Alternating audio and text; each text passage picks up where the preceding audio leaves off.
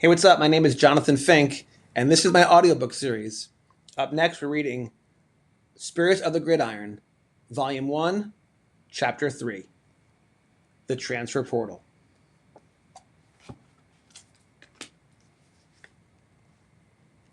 In the divine realm, far above the roaring crowds and painted end zones, there lies a shimmering gateway suspended between worlds, forever vibrating between ambition, fear, and longing.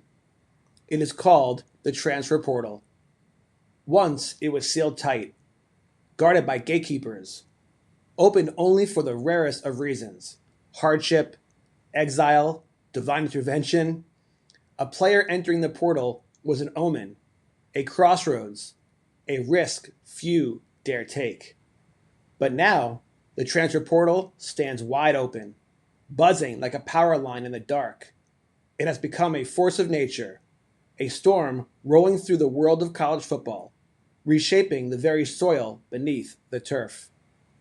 Down in the human realm, every player now holds a key.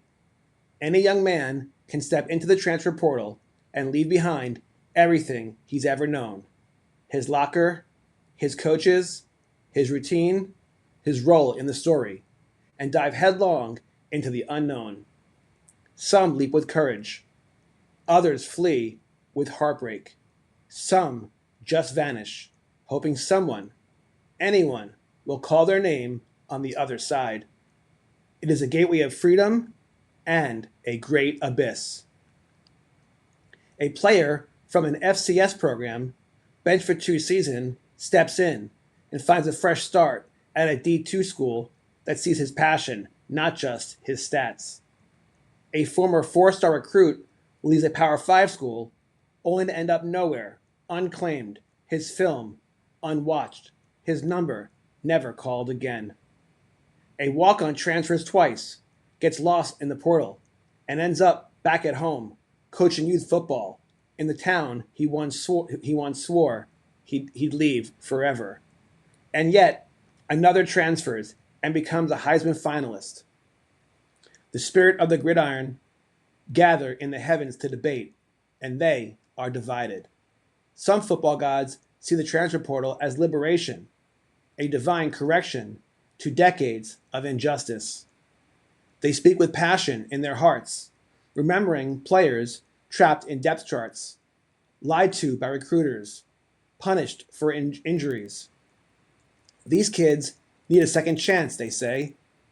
These college football players deserve the freedom their coaches always had.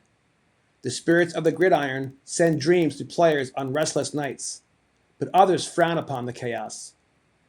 They see teams broken apart, cultures dissolving. Without roots, there can be no tree. Without trust, the team is just a list of names. They watch as players abandon bowl games and chase viral moments instead of building legacy. On Earth, the transfer portal swells like a tidal wave. Programs are gutted overnight. Coaches scramble. Roster charts become chaos. Some teams lose 20 players in the blink of a semester. The rich get richer, but also the overlooked are finally seen. A backup quarterback from a D3 school transfers up, starts for a mid-major, and leads them to a bowl win. A linebacker from the NAIA walks through the portal and finds a program that believes in him.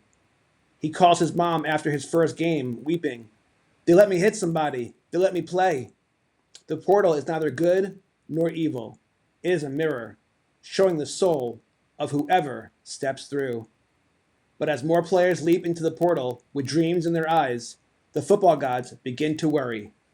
Something darker is rising. Name, image, and likeness. NIL deals start out pure enough. A local pizza shop sponsoring the starting kicker. A YouTube quarterback monetizing his journey. A single mom finally seeing her son's value rewarded. But soon, the corporations arrive. The agents, the middlemen, the power brokers. Recruiting becomes currency. Locker rooms become brands. A freshman signs a 6-figure deal before taking a snap. Players wear logos like armor. Some never touch the field, but cash the check. The spirits of the gridiron sit in silence. The transfer portal was meant to offer freedom, but when combined with NIL, a dangerous alchemy begins.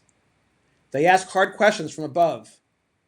Can a player still love the game when he's also a business? Can loyalty survive when contracts are temporary? Can spirit survive in a market-driven world? The football gods do not oppose progress, but they fear imbalance, and so they begin to act, not with lightning bolts or plagues, but with whispers, dreams, coincidences that feel like fate, synchronicity. They guide a forgotten quarterback to a small school that fits his soul. They send courage to a homesick freshman who almost entered the portal but stayed and became a team captain. They arrange a fluke injury that gives a backup a shot and a new life. They inspire one coach to tell the truth during a home visit. And that truth, more than any NIL deal, wins the mother's trust. The transfer portal will never close. The money will never stop. But perhaps the soul of the game can still survive. If players walk through with purpose, if coaches lead with love, if the game remembers its roots, because the spirits of the gridiron know the future of college football won't be decided by contracts or highlights. It will be decided in the quiet moments, in the choice to stay, in the courage to go, in the belief that the jersey means something more. End of Chapter 3.